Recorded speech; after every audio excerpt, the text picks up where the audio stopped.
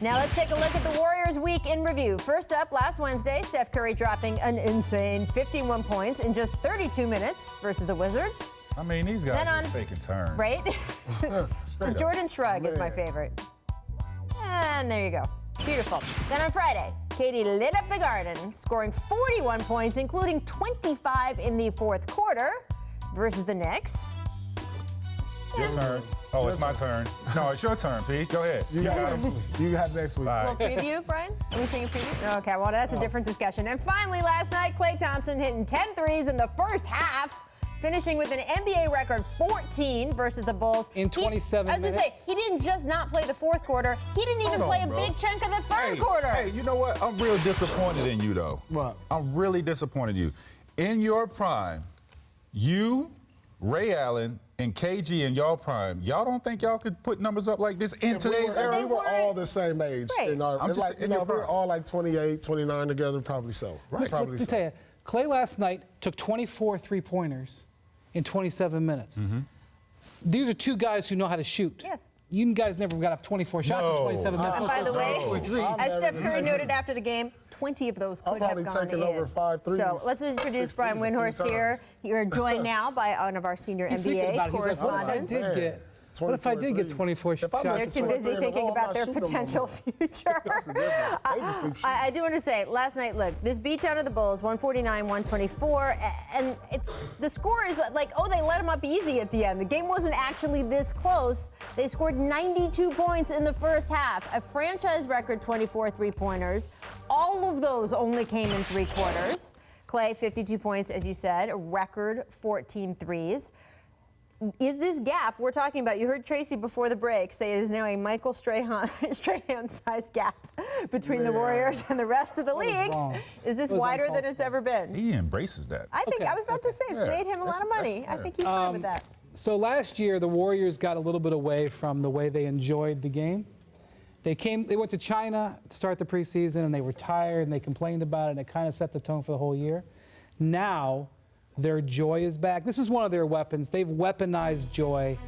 This road trip, they had a blast. They're doing the Fergie remixes. They're shooting all these, everybody's hitting shots. Spent 4 days in New York. When they are in a bad mood, they are one of the greatest teams of all time. When they are in a good mood, they are on a completely different level. And we are now seeing the Warriors playing great and in a good mood. Look out. I've never seen anything like this type of run where these guys, what has been 4 straight finals, won 3 of the last 4, and then come back for a 5th one or 4th one, and to have this type of energy and focus. They're still motivated. It's so motivated. I've never seen it since like the Bulls era. Can I remind you guys?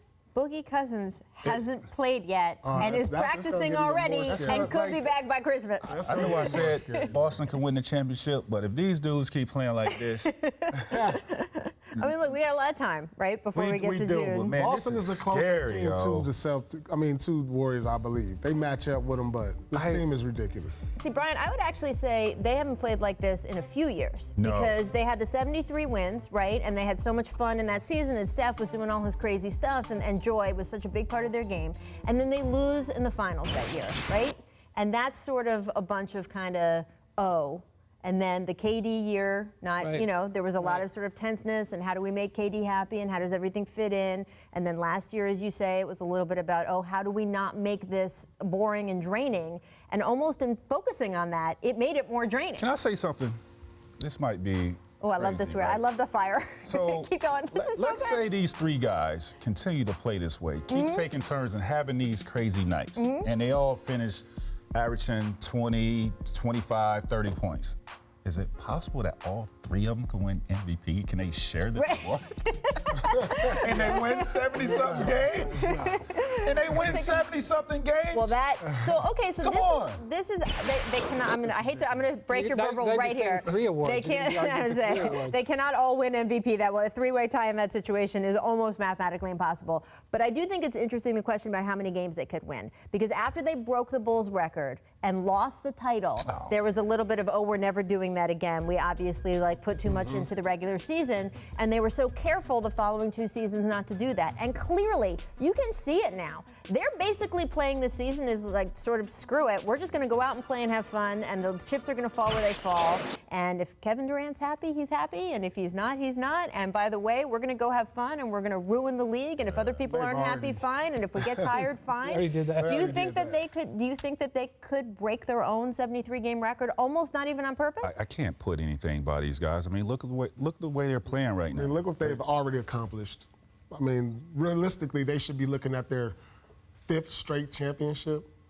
You know, this should be a 4th championship if it wasn't for the Game 7 LeBron, Kyrie. We know this is an incredible team, and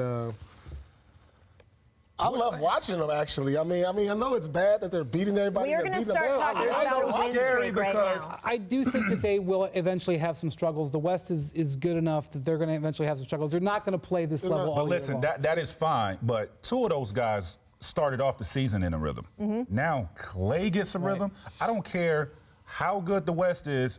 If these guys, all 3 of these guys are in a rhythm, there's nothing you can do. They're not all 3 going to be off the same night. He takes 24 threes in 27 minutes. That's mind-boggling. He gets the help of his teammate to break a record on the court. Steph is celebrating more. And he came into the game shooting 15% on 3.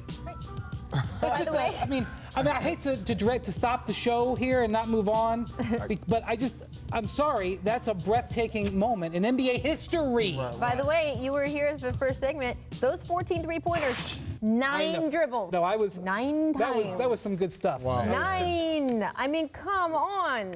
Catch and shoot, man. That's insane. 9 times. 9 times.